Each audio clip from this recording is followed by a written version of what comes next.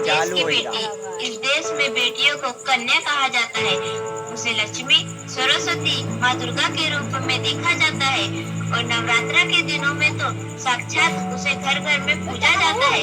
फिर क्या हो गया कि आज वह अपने अस्तित्व की लड़ाई लड़ रही है, वह अपने जीवन की भीख मांग रही है। अरे बेटी तो हर घर की शान है, उसी से घर में रोशनी है, बेटी तो घरों को जोड़ती है।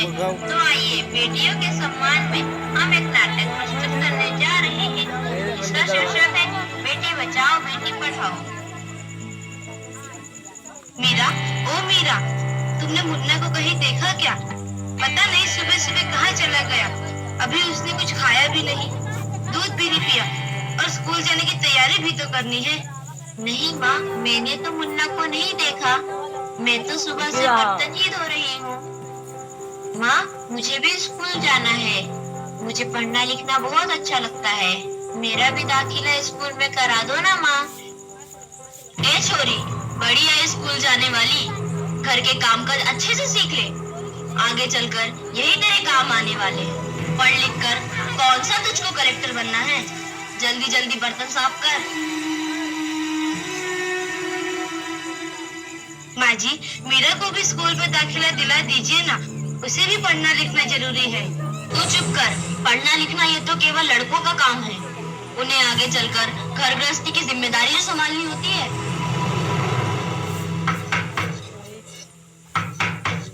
अरे क्या हो रहा है? कौन किसकी जवाबदारी संभाल रहा है और हमारी मीरा बेटी क्यों रो रही है?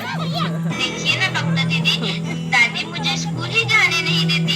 कहती है तुझे पढ़ लिख कर क्या करना है, आगे चल के चूल्हा चौका ही तो संभालना है।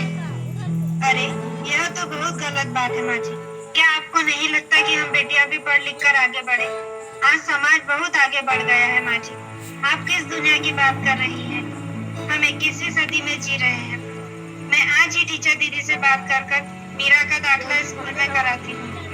और हाँ, मैं तो यहाँ इसीलिए आई थी कि मुन्ना को पोलियो ड्रॉप दिया कि नहीं।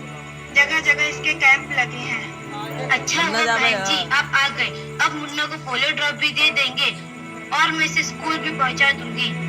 अच्छा मीरा, अब तुम रोना नहीं, तुम जरूर स्कूल जाओगी और एक दिन पढ़ लिख कर मेरी तरह बहुत अच्छी डॉक्टर बनोगी। ठीक है बेटा?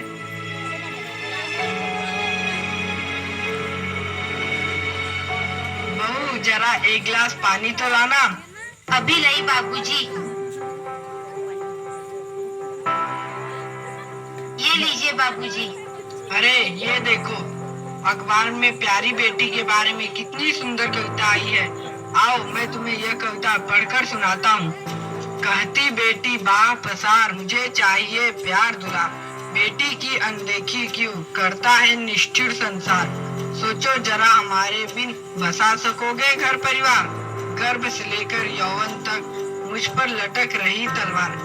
मेरी व्यथा वेदना का अब हो स्थायी उपचार। जब माही जग में न होगी तो तुम जन्म किससे पाओगे। जब बहन न होगी घर आंगन में तो किससे रूठोगे, किसे मनाओगे। जब दादी नानी न होगी तो तुम्हें कहानी कौन सुनाएगा। जब कोई स्वप्न सुंदरी ही न होगी तो तुम किससे ब्याह रचाओगे। जब घर में बेटी ही न होगी तो तुम किस पर लाड लुटाओगे। जिस दुनिया में स्त्री ही न होगी उस दुनिया में कैसे रह पाओगे। जब तेरे घर में बहू ही न होगी तो कैसे वंश आगे बढ़ाओगे। नारी के बिन जग सुना है, तुम ये बात कब समझ पाओगे। हाँ तो भाग्यवान, कैसी लगी यह कविता, है ना मजेदार?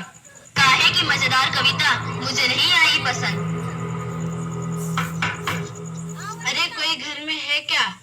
आइए आइए टीचर दीदी, हम आप ही का इंतजार कर रहे थे। हाँ जरा मैं कुछ दिनों के लिए बाहर चले गए थे, इसलिए यहाँ नहीं आ पाई। डॉक्टर बहन जी कह रही थी आपने मेरा अभी तक दाखिला नहीं कराया। ये तो बहुत होनहार छात्रा है, हमेशा अच्छे अंक लेकर उत्तीर्ण होती है। हाँ मैं भी तो यही चाहती हूँ कि मीरा स्कूल जाए, खूब पढ़े, और मेरी यहाँ सुनता कौन है। हाँ हाँ खूब पढ़ाओ लड़की को और बाहर भेजो। जब कुछ गलत सलत हो जाएगा ना तो मुंह छुपाने की भी जगह नहीं मिलेगी। अरे माँ जी आप कहाँ की बात कहाँ लेकर बैठ गए। मीरा को 10वीं तक तो पढ़ाई आगे की पढ़ाई के बारे में बाद में सोचेंगे। हाँ टीचर दीदी, हम मीरा को अवश्य स्कूल भेजेंगे। मैं उसे मेरे जैसा अनपढ़ नहीं रहने दूंगी, उसे खूब पढ़ाऊंगी। कल मीरा को तैयार रखना, मैं उसे लेने आऊंगी। क्यों दादाजी, सही कहा ना मैंने? हाँ हाँ बेटा, बिल्कुल सही कहा। मैं तो कब से कह रहा हूँ कि मीरा को भी स्कूल जाने दो। प्रणाम दादाजी। प्रणाम बेटा।